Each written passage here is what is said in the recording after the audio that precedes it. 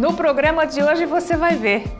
Reunião solene marca o Dia Nacional do Agente Comunitário de Saúde. Vereadores reclamam das empresas de serviço público que deixam buracos nas ruas. Eleição do Conselho Tutelar é tema de debate. Presidente da Comissão de Direitos Humanos fala da visita penitenciária feminina. E outubro é o mês para se chamar a atenção do combate ao câncer de mama. O TV Câmara do Recife está no ar.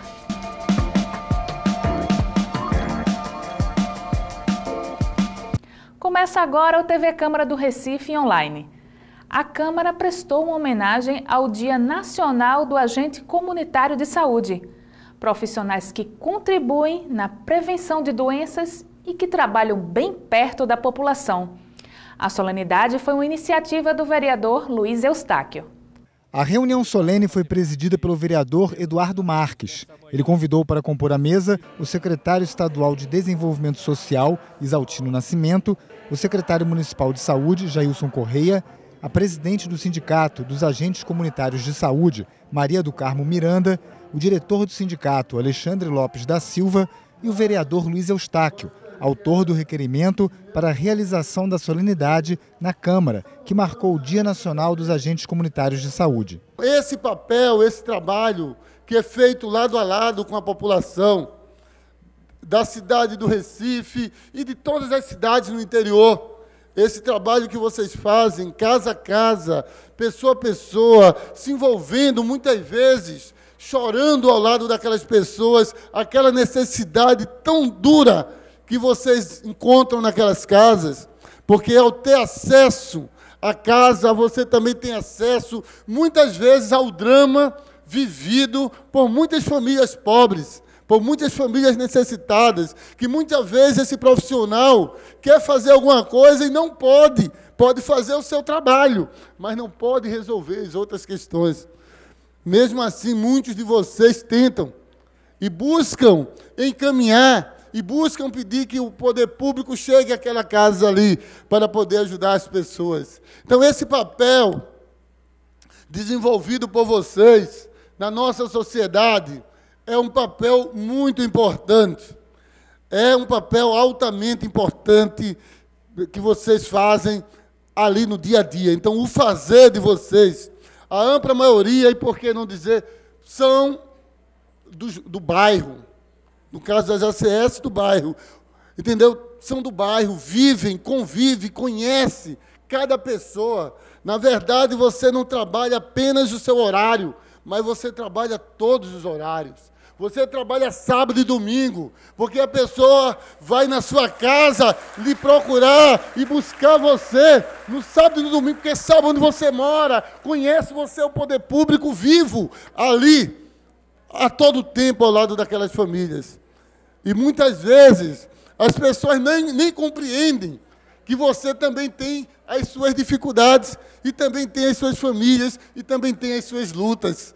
E muitas vezes, no momento, alguns não compreendem que você, mesmo que eu sei que vocês se colocam à disposição de atender sempre, mas muitas vezes são incompreendidos. Mas eu quero também dizer isso hoje, que para aqueles que conhecem a importância, não foi por acaso que foi consolidada a profissão de vocês. Essa profissão ela foi consolidada porque havia uma necessidade de realmente consolidar uma profissão que é tão útil e tão importante para a sociedade. O vereador também lembrou a luta pela regulamentação da profissão. A regularização da profissão, todo mundo sabe que ela começou aqui. Ela começou aqui no Recife. Ela começou por mais de uma mão, não foi apenas uma mão, foram várias mãos, mas nós encontramos na época também. Na época quem era o presidente era Conceição, na época que nos procurou. Depois, Tereza também, na época, era da associação, também procurava, mas foi num contato, juntamente conosco, que a gente levou vocês até Maurício Randes, um grande companheiro, um grande amigo, um irmão que era diretor, que era na verdade, na época, ele era o advogado lá do Sindesprev. E tinha acabado de ser recém-eleito, né, Exaltino? Tinha acabado de ser eleito deputado federal. E ali, na discussão, nós levamos, Exaltino teve uma reunião com ele, onde apresentou a ele o que estava proposto ali. Ele precisou, quando ele teve entendimento, no primeiro momento, quando ele teve entendimento que era possível, ele abraçou a ideia. Ele abraçou a ideia e levou essa ideia para Brasília. E começou a lutar por essa grande causa, que foi a regularização dos trabalhadores a nível nacional. E aí precisou de mobilizações, que muitos de vocês aqui foram para Brasília. E não só foi vocês que se mobilizaram. O Brasil se mobilizou. O Brasil se mobilizou. E eu me lembro como se fosse hoje, no dia de ser aprovada essa PEC, eu estava no Congresso. E eu me lembro como o Maurício estava agitado, naqueles corredores, correndo de canto a canto, falando com os líderes, falando com todo mundo, para poder aprovar a PEC. E foi assim, algo assim muito maravilhoso. Foi o primeiro passo que foi dado a nível nacional, para que fosse também aprovado ali, e vocês pudessem hoje terem a profissão de vocês regulamentada, para que essa profissão hoje você ser garantido a dignidade de você ser servidor público, funcionário público. Isso foi uma grande vitória. Luiz Eustáquio entregou placas comemorativas do Dia Nacional do Agente Comunitário de Saúde a 8 agentes, cada um representando um distrito sanitário. Maria da Glória Cabral, Distrito Sanitário 1, Marcos Félix de Lima, Distrito Sanitário 2, Nelson da Silva, Distrito Sanitário 3, Renato dos Santos, Distrito Sanitário 4, Magali Almeida, Distrito Sanitário 5, Wilson Salim, Distrito Sanitário 6, Tereza Ramos de Souza, Distrito Sanitário 7 e Maria José Coutinho, Distrito Sanitário 8. Também receberam placas comemorativas o secretário Exaltino Nascimento e a presidente do sindicato, Maria do Carmo Miranda. Agora, o agente comunitário, quem é desde o início, né, que pegou no batente, né, Zenaide, que sabe, a gente não tinha nem direito, nem a vez, nem a voz. A gente era como um robô. Se a gente questionasse, dizia que a gente ia ser desligado. Era uma tomada que colocava lá, era que a gente ia e voltava. E a gente sempre questionou, sempre reivindicou, e a gente sempre conquistou aos poucos. Por isso que eu digo, minha gente, a vida não é tudo no momento que a gente quer. A vida a gente conquista aos poucos. E quando Deus, Ele direciona, quando o trabalho do agente comunitário, do agente de endemias, que vai à casa das pessoas, muda a concepção das pessoas, nós temos, o trabalho do agente comunitário é muito forte. É muito forte. A gente tem cada pessoa que às vezes a gente vai na casa dela, ela não quer nem uma consulta, ela quer ser ouvida. Ela está com a dificuldade de querer ser ouvida, e a gente ali escuta, a gente direciona. Então, minha gente, nós somos uma categoria que eu me sinto orgulhosa, muito orgulhosa de ser agente comunitária de saúde. Minha mãe disse uma coisa a mim, e mãe, quando diz uma coisa, é verdade, porque eu gostava muito de ir na casa dos vizinhos. Ela disse, tu vai ser visitadora, menina, fica em casa. E aí, fui visitadora e sou com muito orgulho, porque às vezes a gente sai de casa com problema, a gente chega na casa daquele comunitário, a gente vê que o problema da gente é bem pequenininho, porque a dificuldade dele é muito maior do que a da gente. E a gente se sente com o ego massageado de poder resolver a cada problema que ali está. Não é, minha gente? Vocês não se sentem assim? Hoje eu estou mais prática nas redes sociais e me orgulho muito de algumas companheiras expressar esse momento ímpar, que é o dia 4 de outubro, o dia do agente comunitário de saúde e combate às endemias. Não se preocupe, companheiros endemias. Os companheiros estão lá em Brasília e estão tentando mudar passo a passo a questão de vocês. E a gente está vendo os frutos chegando. Agora vocês têm que entender que tudo é aos poucos e a gente vai conquistar. O secretário de Saúde, Jailson Correia, disse que o Diário Oficial do município trouxe no último sábado a nomeação de mais 28 agentes de saúde comunitário. Ele também falou sobre a importância da categoria. Desta profissão em particular, que é a nossa maior e certamente uma das mais importantes carreiras no serviço público em saúde do país, eu não poderia faltar, não poderia deixar de estar aqui.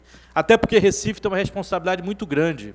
Primeiro porque as primeiras experiências, fala-se muito da experiência do Ceará, mas até antes da experiência do Ceará, as primeiras experiências também contavam com agentes comunitários de saúde aqui em Recife, na sua origem, na sua história. E também aqui começou, já foi contado pelo vereador Eustáquio, Luiz Eustáquio, a luta pelo reconhecimento que redundou na emenda constitucional e, portanto, o reconhecimento dessa categoria nacionalmente.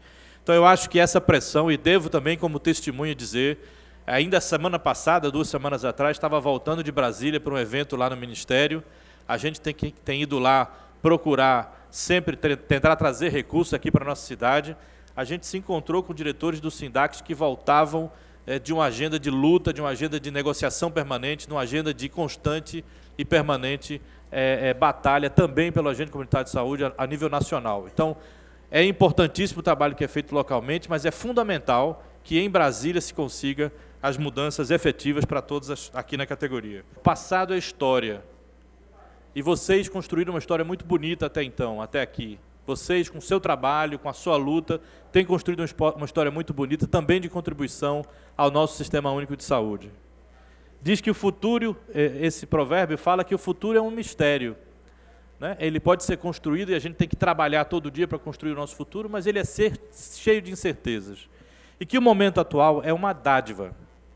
E por isso se chama presente, né? O momento atual é o presente. Então, por favor, vivam esse momento atual, celebrem o dia de vocês, comemorem o que tem que comemorar e juntem forças novamente, porque amanhã a gente está junto na luta pelo SUS e na luta por uma saúde de igualdade para o Recife e para todo cidadão. A emenda constitucional que permitiu a efetivação dos agentes comunitários de saúde, que antes trabalhavam através dos contratos temporários, é de 2006. Portanto, há 9 anos, eles têm os mesmos direitos que todos os servidores públicos, como explicou o deputado Isaltino Nascimento. Esse ano completam 9 anos da emenda constitucional, Maurício, de 2006. No próximo ano, o vereador José Eustáquio está convidado a chamar a nova reunião para marcar 10 anos de conquista, 10 anos de conquista de todos vocês como trabalhadores do serviço público. Então, acho que foi uma vitória muito grande, que parecia ser impossível mudar a Constituição, garantir que pudéssemos, né, criar uma exceção, porque a única exceção no concurso público do Brasil é para a ACS e a gente comunidade de endemias, que é foder-se da comunidade, né? Fazer uma seleção, não fazer um concurso público. Foi esse o desafio na época, na verdade, porque a maioria não tinha tido a oportunidade de ter acesso ao 2º grau. Hoje a maioria já tem 2º grau, tem curso superior, na verdade, mas na época não era essa a realidade. Então, assim, foi um movimento muito forte e, graças a Deus, conseguimos conquistar e aí contagiou o Brasil inteiro, como já foi dito aqui, e conseguimos fazer uma modificação. E esse companheiro aqui, esse militante social, por isso que ser homem público, assim, na verdade, a gente passa nos espaços, passa aqui, passa na Câmara, Maurício passou na Câmara Federal, a gente passa nos espaços e é muito importante o legado. Muitos vão passar nos espaços, ou passaram, você pergunta, fez o quê? Você, que conquista você trouxe para o povo? Muitos não têm o que dizer, mas graças a Deus, Maurício e nós, vereadores Eustáquio e a gente, tem o que dizer, porque nós ajudamos a contribuir para marcar a história dos trabalhadores da saúde pública no Brasil, da comunidade de saúde e das endemias no Brasil, garantindo direitos que é reconhecido como trabalhador. Isso é uma conquista que nos deixa envadecidos. E é muito importante para todos nós. Então, acho que esse momento aqui de celebrar, é sempre bom celebrar, porque vocês eram profissionais invisíveis. invisíveis. Não é? Vocês eram manipulados. Se não fosse para a reunião do prefeito ou do vereador do lugar, ia era o quê? Ia ser demitido, não era assim? E depois da PEC, depois da aprovação, vocês hoje são cidadãos de direitos iguais a qualquer trabalhador do serviço público municipal, não só em Recife, no Brasil como um todo. Faz se quiser, vocês são cidadãos, têm direitos, são reconhecidos, vão ter aposentadoria, vão ter direitos a ter dignidade. É isso que se quer, se conquistou com essa emenda constitucional. O autor da emenda constitucional que garantiu a efetivação dos agentes comunitários, o ex-deputado federal Maurício Randes, também foi homenageado. Ele recebeu uma placa comemorativa e disse que se sente realizado em fazer parte da história dos agentes comunitários de saúde e ao ver as conquistas da categoria. Ter tido a honra de assinar a PEC 51, a emenda constitucional que foi proposta por todos vocês nessas discussões, que foi uma solução coletiva, Alessandro. Foi, portanto, o meu grande ensinamento lá, foi o grande ensinamento que fez com que o meu mandato de deputado federal pudesse ser um mandato profícuo, um mandato com realizações. Então, se fui um deputado federal que honrei o mandato, que cumpri os deveres que todos nós devemos cumprir, eu devo muito, mas muito mesmo, aos agentes comunitários de saúde do Recife, de Pernambuco e do Brasil inteiro, que me ensinaram a exercer o mandato. Mandato, para mim, só tem sentido se for por causas nobres, por princípios, por valores, por ações que melhorem a vida das pessoas. Assim mesmo, é o exercício de um cargo público como vocês exercem. Vocês hoje, graças à luta de vocês são ocupantes definitivos, efetivos, servidores públicos efetivos e que, portanto, sabem que a razão de ser do exercício de um cargo público é servir a população que vocês tão bem servem. Esta é a lição dos agentes comunitários de saúde. Esta é a lição que todos nós aqui, os vereadores, os deputados e hoje como advogado, devemos carregar em nossas mentes e nossos corações. Ninguém pode ser feliz sozinho. E ninguém pode ser feliz sozinho se não participar das lutas coletivas do nosso povo. Vocês, agentes comunitários de saúde, ensinam as câmaras de vereadores, ensinam as assembleias legislativas, ensinam à Câmara dos Deputados, ao Senado, ao Poder Executivo, Federal, Estadual e Municipal, que a razão de ser de todos esses cargos, de todas essas instituições, a razão de ser é exatamente a capacidade de servir a população que vocês revelam. Então, no dia de vocês têm mais é que estar orgulhosos. Vocês têm conquistas já fazendo parte da história das lutas sociais do nosso povo. Os vereadores reclamaram dos buracos nas ruas que as empresas de serviço público costumam deixar quando executam obras. Os parlamentares chamaram a atenção para o fato que causa muito transtorno aos moradores e motoristas. Quem primeiro trouxe o assunto ao plenário foi o vereador Marco Aurélio. Ele cobrou soluções para os buracos da cidade. Vem a prefeitura, faz o recapeamento da Conselheira Guiar, vereador Antônio Lismeto, vereador Almir Fernando. E no outro dia, no dia subsequente, depois da prefeitura estar arengando aí por dinheiro, brigando por dinheiro, a crise que está acontecendo, no outro dia, a Compesa chega e abre um buraco. No outro dia, isso é um desrespeito ao recifense, é um desrespeito a quem paga imposto, é um desrespeito a quem cuida da coisa pública. Isso, se a gente estivesse num país mais sério, era para esse presidente da Compesa ser preso no outro dia. Porque isso é desrespeito ao dinheiro público, vereador Gilberto Alves. Aí, no outro dia, abre um buraco. E o pior, não fecha. E quando fecha, fecha com material completamente diferente do que foi feito, sem fazer a compactação, deixando a cidade esburacada. Boa Viagem é a entrada dos turistas que vêm para cá. Então, é uma irresponsabilidade dessa Compesa. Eu me lembro que, recentemente, não faz muito tempo, o vereador Jurandir Liberal fez uma audiência pública, a gente foi para lá, discutiu esse assunto e, mais uma vez, vereador Jurandir, a gente traz esse assunto à tona. Então, eu estou fazendo aqui esse discurso para alertar, para fazer um apelo, para que a Compesa tenha compaixão dos recifenses, Que o prefeito Geraldo Júlio até seja mais duro com a Compesa. Aproveite que o governador é do PSB e vá lá resolver. Essa Compesa tem que ser municipalizada. A parte do Recife, deixa que o Recife toma conta. Mas a gente não pode ficar toda hora assim. No inverno, os buracos. Quando chega no verão, a prefeitura ajeita, a Compesa quebra e quando conserta, conserta com material de péssima qualidade. Por isso, eu estou requerendo mais uma audiência pública e gostaria de pedir que o vereador Jurandir Liberal me ajudasse com ela e outros companheiros aqui que são experts nesse assunto, que conhecem bem a matéria, para que a gente possa discutir e nós, essa casa aqui, vereador Carlos Guerreiro, a gente possa trazer uma solução para esse problema.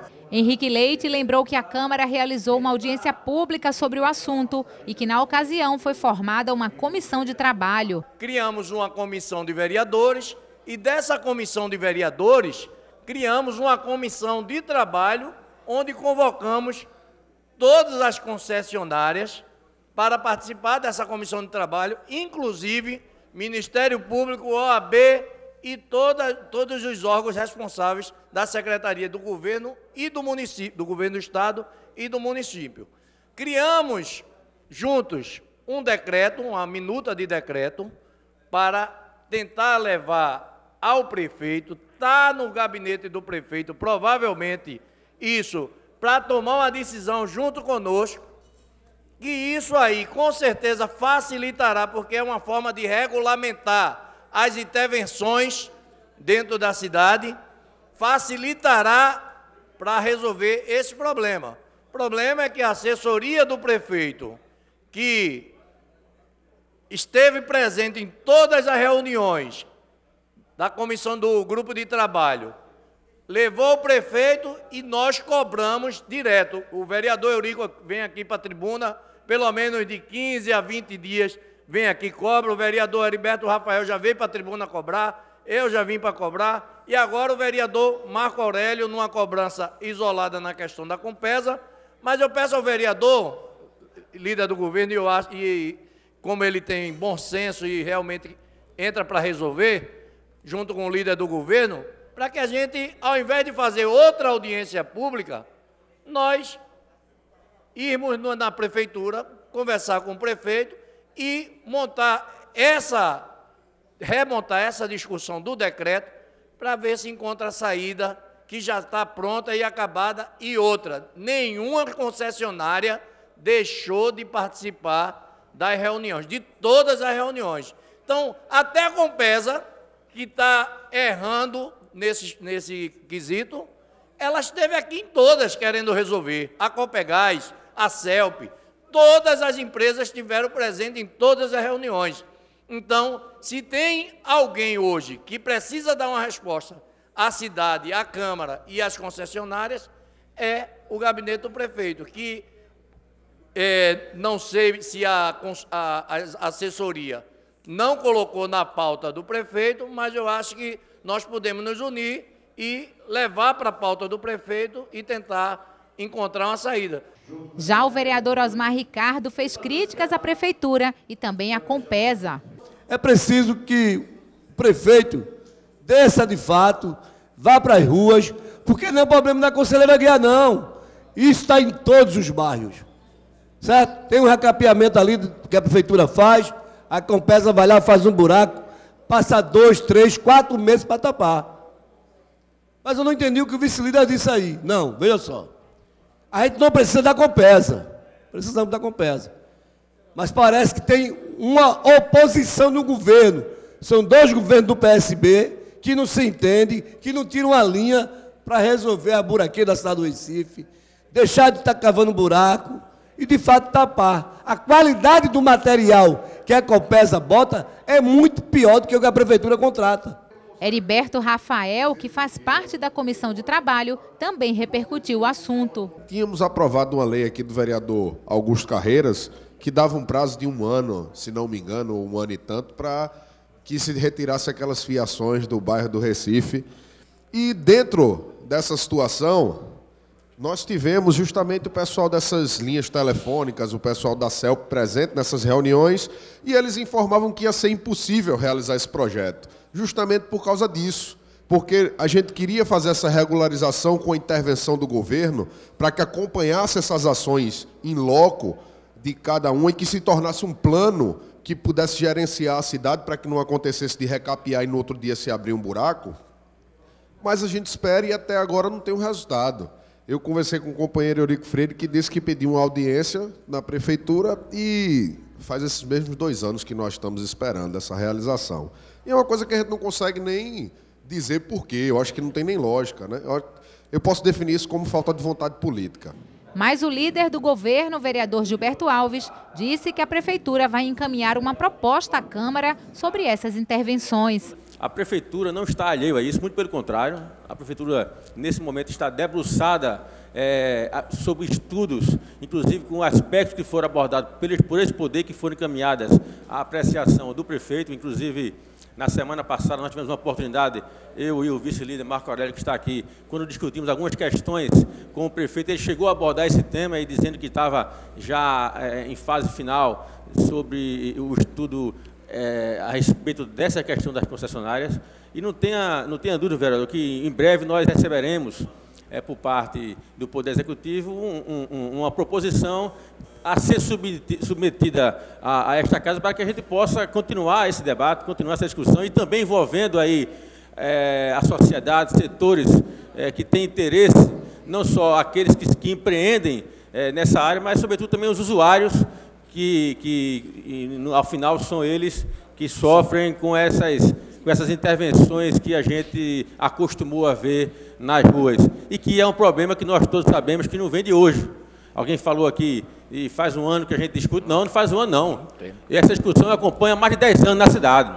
Não é uma discussão de 1 ano, de 6 meses, de 8 meses, não. Tá? Então, esse é um debate que vem sendo tratado há muito tempo pela cidade e que este Poder Legislativo teve a seriedade e a sobriedade de tratá-lo com responsabilidade e que o Poder Executivo também está tendo a mesma responsabilidade e a mesma sobriedade de fazer o estudo para que a gente possa, não de forma demagógica, mas que a gente possa oferecer, sim, algo para a cidade, para a sociedade que venha a regular e que venha a minorar, vou terminar, senhor presidente, e que venha, ao final, oferecer instrumentos legais para que a gente iniba essa prática tão perniciosa na cidade do Recife. A eleição do Conselho Tutelar, realizada no último domingo, foi assunto de debate na casa de José Mariano. Acompanhe os detalhes com a reportagem. O pleito foi para eleger 40 pessoas que irão atuar nos 8 conselhos tutelares do Recife. Na tribuna da Câmara, o vereador Alfredo Santana repercutiu o sistema de votação que, segundo ele, foi precário. O povo confuso, não sabia onde votar, uma confusão muito grande. E eu tenho um pensamento pessoal, senhor presidente, um desejo, quem te ver diante de tal necessidade. Por que não ser feito um concurso para ser colocados os conselheiros? Uma vez que o conselheiro faz um trabalho como se fosse um delegado. E a gente fica aqui expondo esse nosso sonho, esse nosso desejo, e tomara que essas palavras pudessem realmente tornar-se realidade, porque o sistema que está aí realmente está muito longe de atender a necessidade de um povo tão necessitado, que é o nosso povo recifense. Osmar Ricardo esteve na Secretaria de Educação do Estado para acompanhar a apuração do pleito. Ele disse que falta organização. O lugar péssimo, não teve orientação para os mesários, não existiu o entendimento da mesa apuradora dos votos. Isso foi hoje.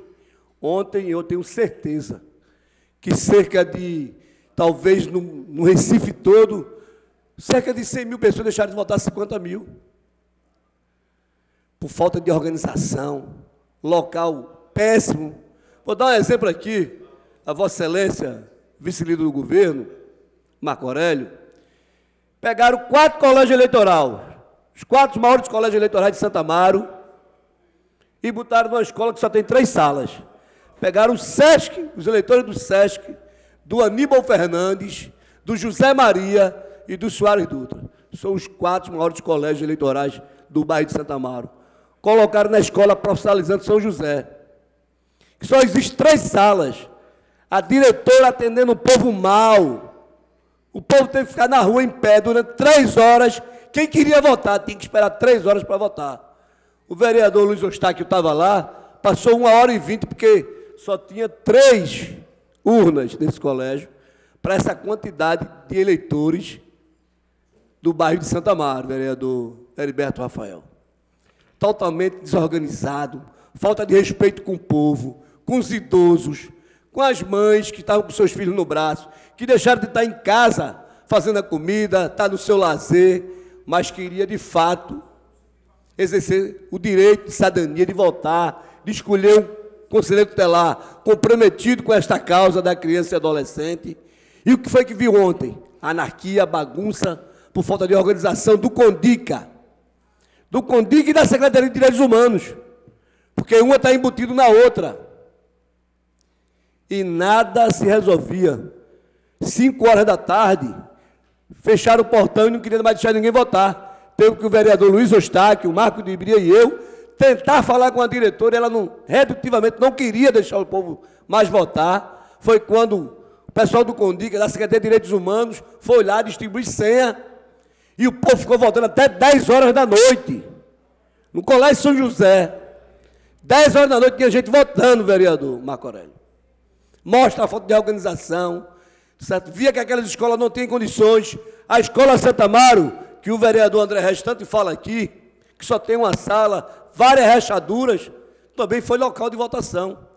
Votaram naquela escola 1.058 pessoas do bairro de Santa Amaro, e mais de 1.000 deixaram de votar. Isabela de Roldão fez vários questionamentos e lamentou a ausência das urnas eletrônicas. A lista definitiva só chegou depois das 2 da tarde. Teve local que foi trocado. De última hora, trocou-se o local de votação. Não existia número de identidade. Tinha lá o nome, mas não tinha o número da sua identidade. Então, por exemplo, um nome tipo Maria José da Silva, que tem em todo canto 3, 4, 5, 10, 20, 30. Qualquer Maria José da Silva, de qualquer localidade da cidade do Recife, podia ter ido de sessão em sessão votar. Porque ela só fazia apresentar a identidade, conferia Maria José da Silva e votava. Qual é a comprovação que Maria José da Silva era da escola, por exemplo, Virgem Poderosa, que foi onde eu votei? Que era lá. Quem comprova? Vai se pegar, por acaso, cada papelzinho daquele que nós assinamos, que tinha lá, para confirmar identidade por identidade dessas pessoas? É muito grave, vereador. E nós discutimos na sua audiência pública do quanto era fundamental a urna eletrônica, que certamente foi perda de prazo para que o TRE tivesse negado. Eu não sei como é que a prefeitura de uma capital, de um estado importante como Pernambuco, permite que um processo dessa grandiosidade, dessa importância, aconteça como aconteceu nesse último domingo. É realmente um absurdo, grave, gravíssimo. Uma apuração que era para começar às 9 da manhã, começou meio-dia. Ninguém sabia se mesária ia ter direito a almoço ou se não ia. Se ia fechar, se não ia fechar, se fecha para abrir depois, a polícia não chegava, o tumulto no local.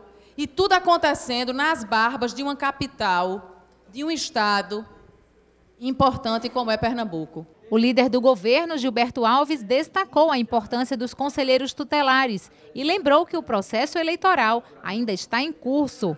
Eu não tenho as informações gerais do processo eleitoral, uma vez que ele não está findo. Ele está pelo que eu tenho conhecimento, nesse momento está no processo, na fase de apuração.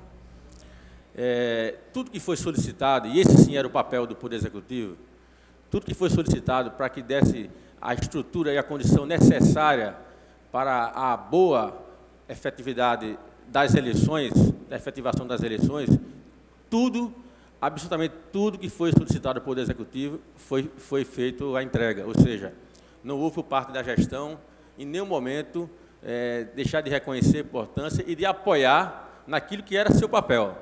Então, tudo que o Conselho colocou como necessário para que as eleições pudessem ocorrer da melhor forma, o Poder Municipal, a Prefeitura, fez a devida entrega, colocou à disposição do Conselho e, portanto, da sociedade aquilo que era necessário para a boa execução das eleições. Quanto ao processo eleitoral em si, eu repito, eu não tenho ainda detalhes, não conheço, não sei se Vossa Excelência tem todas as informações. Eu acho que ninguém tem ainda, uma vez que eu acho que nem o próprio Conselho ainda deve ter sentado para fazer uma avaliação do processo eleitoral como um todo. Mas nós somos da política, nós vivenciamos eleições a cada 2 anos. Eu, por exemplo, já estou há muitos e muitos anos participando de eleições. A gente tem, por exemplo, o Tribunal Regional Eleitoral, os TREs no país todo, e toda eleição, a cada 2 anos, a gente passa por uma série de dificuldades. Eu não vejo aqui ninguém que possa dizer ao contrário disso, mas todas as eleições tem um colégio que não funcionou, tem uma urna que quebrou, tem não sei o quê. Do processo da eleição, é natural que haja aqui e acolá alguma dificuldade. Então, era necessário, evidentemente, que a Comissão Eleitoral tivesse se precavendo de alguns cuidados para que, onde houvesse necessidade, houvesse também uma atuação ali imediata para que desse as condições necessárias para que os cidadãos do Recife pudessem ali fazer o seu exercício de cidadania e poder escolher o seu representante. Espero que tenha sido assim o ocorrido. Dizer que a relação daquelas pessoas que estão aptas ou que estariam aptas a votar, essa relação foi cedida pelo Tribunal Regional Eleitoral. Não foi o Conselho, não coube ao Conselho e não cabe ao Conselho definir se A, B e C pode ou não pode votar. Quem determina quem estaria apto a fazer a votação naquele momento e exercer a sua cidadania foi o Tribunal através de uma lista cedida ao Conselho para que, através dessa lista, o Conselho pudesse acompanhar e fiscalizar e dar as condições para que cada um pudesse exercer o seu voto. Então, são essas as informações que eu gostaria de deixar bem claro aqui, para também deixar bem claro para todo mundo que não há nenhuma responsabilidade do prefeito, se houve falhas, e parece que houveram algumas já relatadas por Vossa Excelência, aquilo que cabia ao Poder Executivo foi plenamente cedido, vereador. Então, mas isso não exime, repito, não exime que a gente possa acompanhar até o final do processo, se houver falha, que a gente possa identificá-las e até saber da necessidade no futuro de a gente poder repensar esse modelo que foi colocado em prática. Almir Fernando frisou que os erros foram primários e responsabilizou o Conselho Municipal dos Direitos da Criança e do Adolescente, o CONDICA. O CONDICA também errou, e errou feio, na sua relação, não só da lista de eleitores, como também do local de votação. Infelizmente, escolheram as piores escolas para poder fazer a eleição. Nós poderíamos fazer a eleição no Macalão, com área ampla para se fazer a eleição. Ele trouxe para Margarida Siqueira, um local que não dava nem para entrar os eleitores. Infelizmente, eu queria estar aqui elogiando, eu sei que a Prefeitura deu totais condições para fazer essa eleição, deu todas as condições para que o presidente do CONDICA pudesse conduzir, mas infelizmente não aconteceu do jeito que os candidatos queriam, que os eleitores e o morador, o cidadão da cidade do Recife queria que acontecesse a eleição. Fica aí um exemplo que a gente possa conduzir eleições melhores aqui, num assunto tão importante que é com relação à criança e adolescente, e conselheiros que vão conduzir durante 4 anos, né, e vão defender a criança e adolescente aqui na cidade. O vereador Jurandir Liberal reclamou do tratamento dado pela imprensa ao Partido dos Trabalhadores. O presidente da Câmara Federal, o deputado Eduardo Cunha, foi citado pela 5ª vez por os delatores, inclusive provado já agora pela Polícia Federal e pela polícia na Suíça, que a sua esposa tem conta na Suíça. Aí eu fico impressionado que os jornais não dão nenhuma matéria, a única matéria que dá é exatamente no resultado da análise do parecer pelo Tribunal de Contas com relação a Dilma, e a outra dizendo que, mais uma vez, Dilma entrega o governo ao PMDB. A grande manchete. E não chama a atenção. Aí, senhor presidente, eu queria só fazer uma comparação. Todos assistiram quando a cunhada de Vacário foi presa injustamente, dizendo que ela estava depositando R$ 3.500 na conta da mulher de Vacário, como se fosse dinheiro da Petrobras, R$ 3.500, inclusive pela uma foto que ela estava de costa, fazendo esse depósito.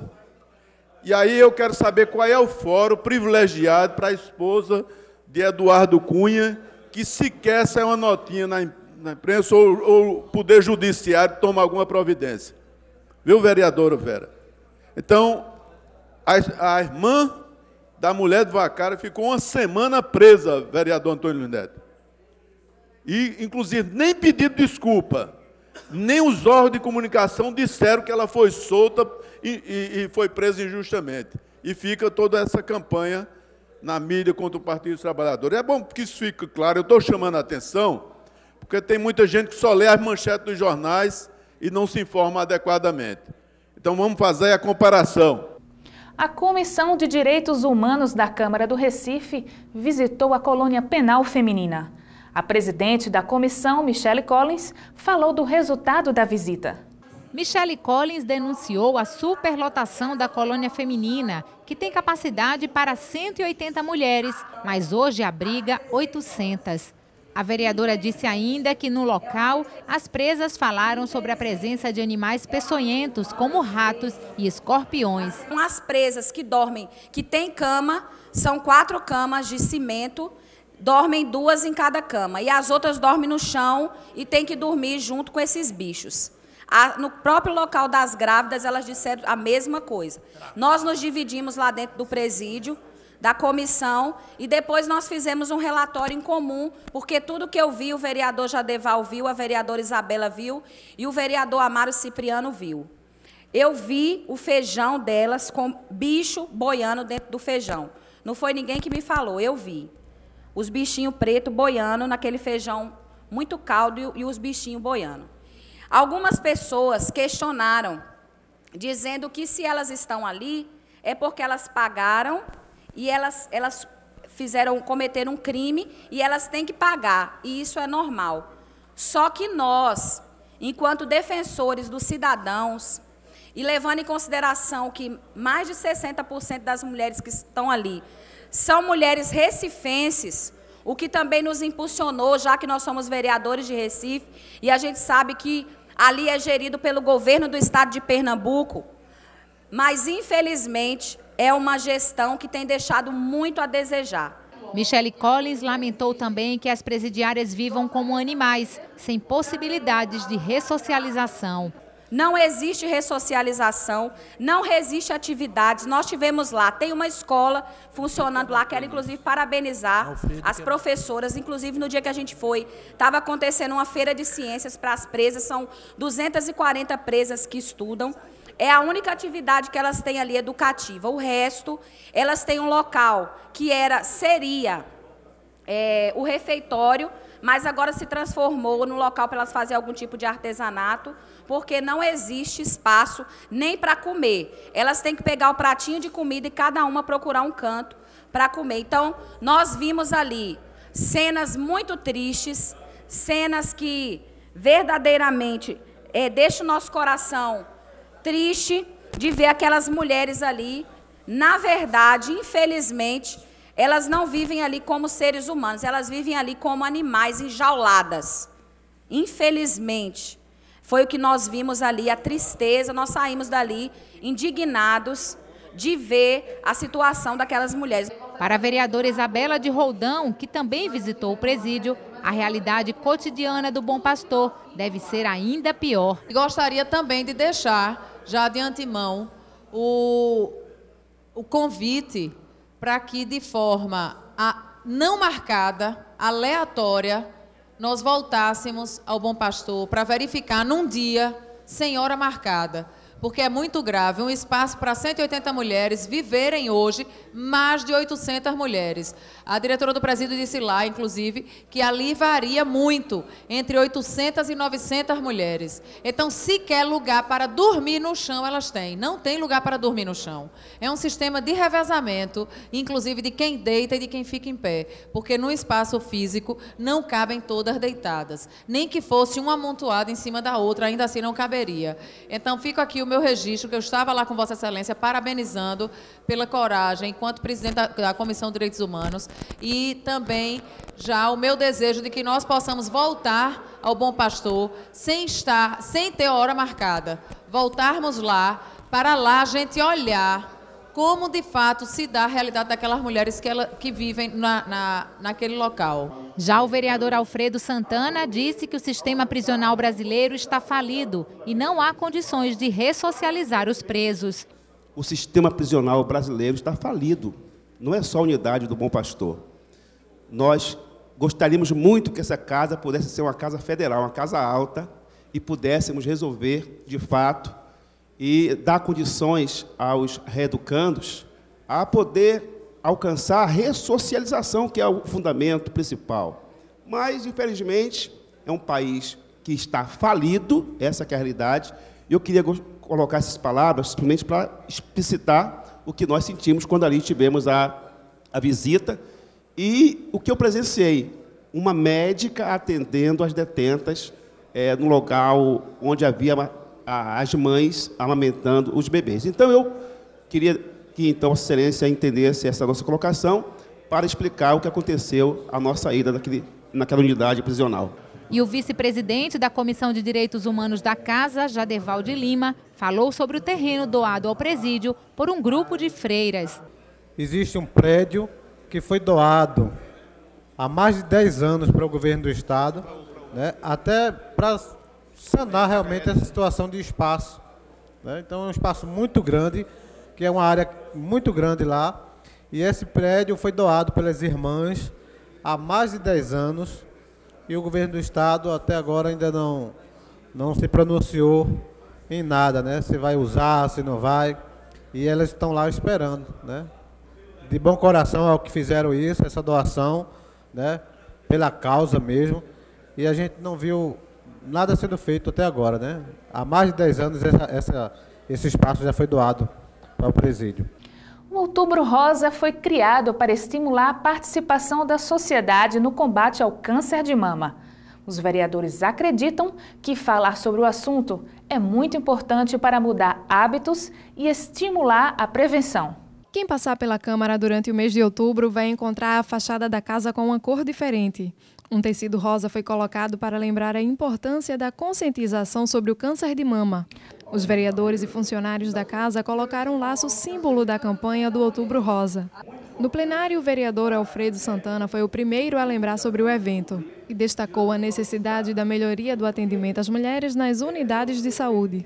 A gente sabe que não são poucas as mulheres que, até mesmo com nódulos, com problemas seríssimos na mama, e os hospitais, as instituições de saúde não têm tido realmente equipamentos à altura para atender a demanda de tantas mulheres necessitadas. Fica essa dor e, portanto, aqui eu aprovo com certeza o Outubro Rosa, mas gostaria que fosse realmente levado a sério todos os meses do ano. Já Jurandir Liberal ressaltou a importância de massificar a campanha. A importância da divulgação para que a gente possa massificar toda essa campanha ao longo desse mês de outubro e resolver muitos problemas que estão impedindo exatamente as mulheres terem um tratamento adequado. Acompanhe outros programas do TV Câmara pelo site da Casa ou no nosso canal youtube.com/Câmara do Recife. Até mais!